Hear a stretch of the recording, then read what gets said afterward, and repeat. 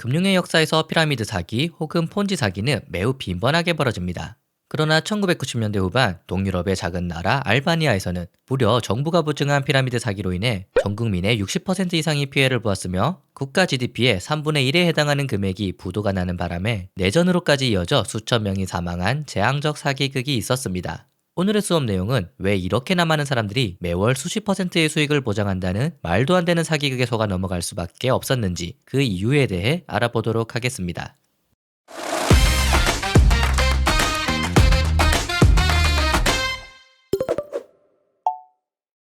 먼저 알바니아의 폰지 사기가 왜 발생했는지 알기 위해 알바니아의 역사에 대해 살펴볼 필요가 있습니다. 1939년 당시 알바니아 왕국은 이탈리아 왕국군의 침략을 받습니다. 이때 고등학교에서 프랑스어와 윤리를 가르치던 교사 엠베르 호자는 알바니아 공산당의 파르티잔, 즉 빨치산 운동에 뛰어듭니다. 파르티잔이란 적의 배후에서 신속한 이동과 기습, 즉 게릴라전을 통해 피해를 입히는 비정규군을 말합니다. 덕분에 호자는 알바니아 독립운동의 주도권을 잡게 되고 1943년 이탈리아의 무솔리니가 물러나자 알바니아의 전국을 장악해 나갑니다. 이후 나치 독일군이 다시 알바니아에 쳐들어오지만 파르티잔의 거센 반격으로 인해 1945년 철수합니다. 민족의 영웅으로 떠오른 호자는 1945년 12월 2일 열린 선거에서 알바니아 노동당이 의석 82개를 모두 얻은 후 인민공화국을 수립함에 따라 40여 년이라는 기나긴 독재를 시작합니다. 본인의 집무실에 스탈린의 초상화를 걸어둘 만큼 스탈린주의에 심각하게 매료된 호자는 어떤 국가와도 일절 교류하지 않는다는 철저한 쇄국 정책을 펼쳤습니다. 공무원들을 제외한 모든 국민들의 해외여행을 금지시켰으며 외국인들에게도 비자를 제한합니다. 국경 주위에는 전류가 흐르는 울타리를 설치하고 경비원들을 배치하였으며 부비트랩을 설치하여 국민들이 알바니아에서 도망가는 건 역시 막았습니다. 당시 6천 명에 달하는 사람들이 국경에서 사살되었죠. 사유재산도 금지하였으며 종교를 가지는 건 역시 금지합니다. 심지어 헌법에 어떠한 종교도 인정하지 않는다고 적어놓아 세계에서 유일한 무신론 국가가 되기도 했죠. 그의 통치에 저항한 성직자, 토지 소유주, 농민들은 투옥되거나 추방되고 심지어 처형되기도 했습니다. 주변 공산권 국가들도 모두 적으로 돌려버리는 바람에 무역과 원조도 끊겨버리면서 국토도 작고 자원도 부족하며 인구도 적은 나라 알바니아는 유럽에서 가장 가난한 나라가 되어버립니다. 그러나 그는 본인을 알바니아 공산주의의 창시자, 최고의 동지, 유일한 힘, 위대한 스승 등의 호칭으로 부르게 하는 우상화 작업을 했고 모든 집에 자신의 초상화를 걸게 했으며 모든 학생들은 그가 쓴 책을 읽어야 했습니다. 이로 인해 유럽에서 가장 가난한 국가 알바니아의 국민 대다수는 정작 본인들이 유럽에서 가장 잘 사는 나라로 착각하고 자비로운 지도자의 영도력 밑에서 아름다운 낙원에 살고 있다고 믿을 정도였죠. 이는 마치 현재 북한의 모습과도 너무나 비슷합니다. 그러나 1970년대 후반부터 심혈관계 질환이 발병하여 건강이 악화된 호자는 1983년에는 뇌졸중을 앓으며 휠체어에 의지하는 신세가 되었고 1985년 4월 11일 76세의 나이에 심근경색으로 사망합니다. 이로써 알바니아에도 기나긴 독재의 끝이 보이고 자유민주주의라는 희망이 자라나게 되죠. 그러나 수십 년간 이어진 독재로 인해 알바니아의 경제는 그야말로 최악이었습니다. 1989년 1인당 GDP가 723달러에 불과해 유럽에서 가장 가난한 나라로 꼽혔을 정도이죠. 이런 와중 1989년 동유럽 혁명의 여파로 많은 시민들이 자유화를 외치기 시작했으며 1991년 알바니아는 동구권에서 마지막으로 공산 독재를 종식시켰습니다. 이듬해인 1992년 5월 총선에서는 기존의 집권당이었던 알바니아 노동당의 후신인 사회당이 총선에서 패하고 심장외과의 출신인 살리 베리샤가 이끌던 우파 정당 민주당이 권력을 잡습니다. 새 정부는 외국 투자를 유치하고 경제 성장을 촉진하기 위해 국영기업의 민영화와 무역 자유화를 포함한 경제 개혁을 시작했습니다. 그러나 자본주의로의 전환에는 심각한 문제가 하나 있었습니다. 알바니아는 수십 년간 전 세계로부터 고립되어 있어 경제와 기반 시설이 너무나 열악했을 뿐 아니라 정치인들과 장관들이 민주주의와 자본주의에 대한 지식이 전혀 없었죠. 민간은행은 소수에 불과했으며 세계의 국영은행이 예금의 90%나 보유하고 있었습니다. 이러한 국영은행들마저 부실한 대출이 증가하는 것을 걱정하여 대출 조건을 까다롭게 설정하기 시작하였고 법의 규제를 받지 않는 비공식 대부업체들이 경제의 중심으로 성장하는 기이한 일이 벌어집니다. 또한 이러한 대부업체들은 예금 수취 업무도 하기 시작했으며 고객들에게 받은 돈을 본인들이 투자하기까지 합니다. 이는 너무나 오랜 기간 공산화가 유지된 탓에 금융 규제 자체가 존재하지 않아 가능했던 일이죠. 정부에서는 경제를 발전시키기 위해 어쩔 수 없이 외부 전문가의 자문을 받아야 했으며 불행하게도 이 중에는 하이딘 세이디아라는 사기꾼도 포함되어 있었습니다. 세이디아를 포함한 사기꾼들은 앞서 말한 비공식 대부업체 출신들이었으며 정부를 등에 업은 이들은 현지 마피아와 결탁하여 피라미드 회사들을 설립하기 시작합니다. 피라미드 혹은 폰지 사기 수법은 그럴듯한 투자 회사를 만들어 놓고 높은 수익을 주겠다는 말로 투자자들을 끌어모은 뒤 나중에 투자받은 돈으로 먼저 투자했던 사람들에게 수익을 주는 구조입니다. 이런 과정을 반복해서 큰 돈이 모이면 모든 돈을 들고 도망가는 수법이죠. 수디아, 베노, 바슈키미 등 23개 회사들은 본인들에게 투자하면 고수익을 보장해준다며 사람들을 끌어모았습니다. 마피아, 사기를 치기 위해 들어온 외국 투자자들, 공산체제 하에서 권력을 지녔던 사람들 등 많은 이들이 이 기회를 이용해 한몫 챙기려 했습니다. 문제는 50여 년 가까이 폐쇄적인 공산주의 사회에서 살아온 알바니아의 일반 국민들은 물론 정부 관료들까지 하이리스크 하이리턴이라는 경제 상식을 몰랐다는 점이죠. 자본주의를 처음 접한 알바니아 국민들은 이러한 고수익이 자본주의에서 사람들이 투자하고 부자가 되는 당연한 방법이라고 생각했습니다. 더군다나 이 모든 일이 진행되는 동안 정부는 눈을 감아주는 것뿐만 아니라 막대한 정치적 자금을 챙기는 대가로 공개적으로 그리고 적극적으로 이 폰지 사기를 지원해주기까지 합니다. 처음 피라미드 회사들은 월 4에서 6% 혹은 연간 100%의 이자를 미끼로 사람들을 모집했습니다. 그 후 월 8%, 20%, 30%에 이르기까지 더 높은 이자율을 제공한다고 약속했죠. 정부가 합법이라고 인증하는 회사가 매월 수십 %의 수익률을 제공하는데 안 하면 바보라는 인식이 퍼지기 시작했고 너도 나도 투자를 하기 위해 피라미드 회사로 모여듭니다. 사람들은 본인의 자산, 집, 땅, 가축 등 팔 수 있는 모든 것을 팔아 이곳에 투자했죠.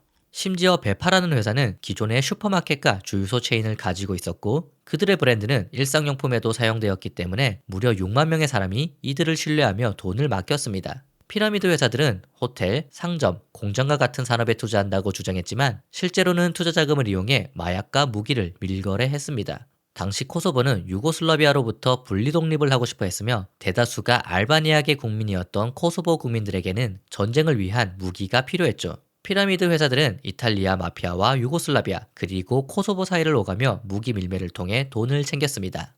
이렇게 번 돈으로 알바니아 고위층에게 로비를 하였죠. 고수익의 배당금을 받는 사람들이 늘어나면서 투자자는 더욱 늘기 시작했습니다. 1997년 초에는 전체 인구 330만 명 중 무려 60%가 넘는 200만 명이 다단계 회사들에 투자할 정도였죠. 사실 사기극의 초기에는 돈이 갑자기 돌면서 경제가 살아나는 효과를 보이기도 했습니다. 민주화 초기 3년 연속 마이너스 성장을 기록하던 알바니아의 경제는 1인당 국민소득이 1989년 723달러에서 1992년 248달러로 거의 3분의 1 토막이 나 있던 지경이었죠. 그러나 폰지 사기가 진행되기 시작하던 1993년부터 1996년까지 돈이 도는 효과로 인해 연평균 경제 성장률은 8.8%나 되었고 국민들은 80달러를 매달 배당금으로 챙기기도 했습니다. 1992년 248달러였던 1인당 국민소득이 1996년에는 1000달러를 넘기까지 했죠. 높은 경제 성장을 보며 사람들은 알바니아를 동유럽 국가 중 체제 전환을 성공적으로 이룩한 국가 중 하나로 보기도 했죠. 허나 이는 모두 폰지 사기가 만들어낸 거품 경제였습니다. IMF에서는 1994년부터 폰지 거래가 파산했을 경우를 우려해 알바니아에 경고 메시지를 보냈지만 알바니아 정부는 이들의 조언을 무시했습니다. 당장 눈앞에 보이는 경제 성장률을 보면 상황이 정상적으로 돌아가는 것처럼 보였을 테니까요. 대통령이 직접 나서 피라미드 회사를 방어했으며 언론과 대중들도 IMF가 알바니아의 가장 성공적인 회사들을 폐쇄하려고 한다며 그들을 비난했습니다. 그러나 몇 년이 지난 1996년 IMF가 다시 한번 우려의 목소리를 냈을 때 알바니아 정부도 규제를 검토했지만 때는 이미 너무 늦어버렸습니다. 1996년 경제 성장률이 7.1%로 둔화되며 붕괴의 조짐이 나타나기 시작합니다. 결국 1997년 1월 8일을 기점으로 피라미드 회사였던 수드 그리고 잘리카가 파산하고 다른 회사들도 연쇄도산하며 사태의 실체가 드러납니다. 수많은 알바니아 시민들은 패닉에 빠집니다. 부도 규모는 무려 12억 달러, 하나로 약 1조 원에 달했으며 이는 무려 알바니아 국내 총생산의 3분의 1에 해당하는 엄청난 규모였습니다. 한국의 GDP가 약 2천조이니 우리나라로 치면 700조의 돈이 한순간에 사라진 것이나 다름없죠. 개인뿐만 아니라 경제의 핵심인 공장이나 호텔들의 민간 기업들도 피라미드 회사에 투자를 했었기에 알바니아 전체 경제가 마비되고 맙니다. 많은 산업이 일시적으로 생산을 중단했고 무역 역시 중단되었습니다. 1997년 1월 결국 알바니아 시민들은 참지 못하고 거리로 쏟아져 나옵니다. 수천 명의 사람들이 무능한 정부를 탓하며 배상을 요구했죠. 특히 피라미드 금융 사기 사건이 집중된 알바니아 남부 지역 주민들의 분노는 더욱 컸습니다. 남부 사람들은 92년 베리샤 대통령 취임 이후 주요 요직에서 배제되면서 불만이 쌓여 있었고, 그들은 북부 사람들에 비해 경제적으로 풍요한 삶을 누리고 있었기 때문에 피라미드 회사에 투자도 더 많이 했죠. 당연히 이번 사태에서 더 큰 피해를 본 것입니다. 1997년 1월 16일 남부지방에서 시위가 일어났으며 19일에는 수도 티라나에서 반정부 시위가 벌어집니다. 24일부터는 본격적으로 시위가 폭력 사태로 격화되어 내무부를 제외한 수도의 정부 부처들이 모두 시위대에게 점령당하고 파괴됩니다.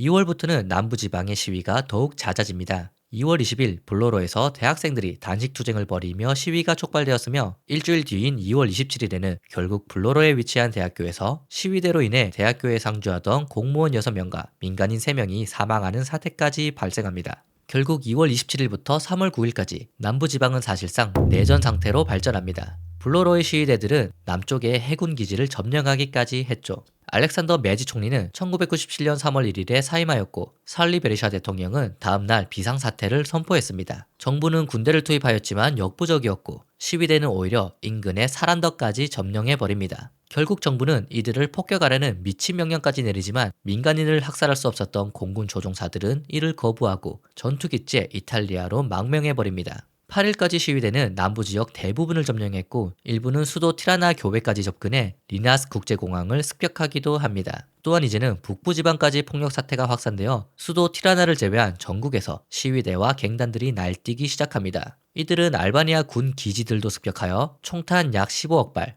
수류탄 350만 개, 쥐레 100만 개, 총기 65만 정을 탈취하기까지 합니다. 결국 3월 9일 지로카스터로의 시장인 알바니아 사회당에 바시킨 피노가 이끄는 새로운 내각이 구성됩니다. 살리 베레샤 대통령은 전국의 텔레비전 방송으로 조기 총선 실시 및 남부지방에서 군대를 철수하겠다고 약속합니다. 그러나 사태는 진정될 기미를 보이지 않고 주변국들은 상황이 악화될 경우 알바니아에서 불법 이민자들이 속출하고 국제적 문제가 발생할 수도 있다고 우려하기 시작합니다. 결국 3월 28일 오스트리아, 그리스, 루마니아, 튀르키예, 프랑스, 이탈리아 등이 군을 투입하는 알바 작전, 그리고 미국, 독일의 독립적인 군사작전, 주변 국가들의 평화 요직은 파견으로 인해 7월에 들어서야 사태가 겨우 진정됩니다.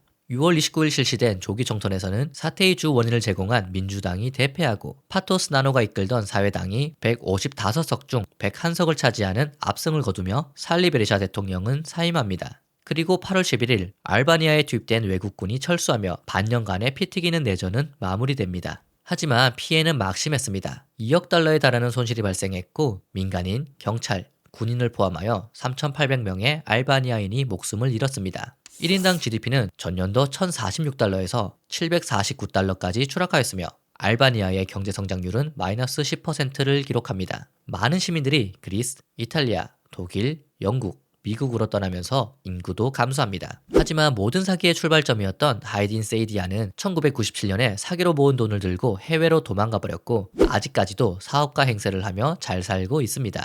다행히 알바니아는 빠르게 상처를 회복했으며 1998년부터 2001년까지 연 9.2%의 경제 성장률을 기록하며 폰지 사기의 후유증을 재빨리 치유하였습니다. 2009년에는 EU 가입 후보국이 되었으며 2022년 7월부터는 가입 협상을 진행하고 있습니다. 2021년 기준으로 1인당 GDP도 약 6,000달러로 세계 110위권까지 상승하였으며, 인플레이션이 덮친 유럽에서 상대적으로 물가가 저렴한 알바니아는 최근 유럽 내에서 휴가지로 엄청난 인기를 얻고 있습니다. 그럼 저는 다음 수업에서 찾아뵙도록 하겠습니다.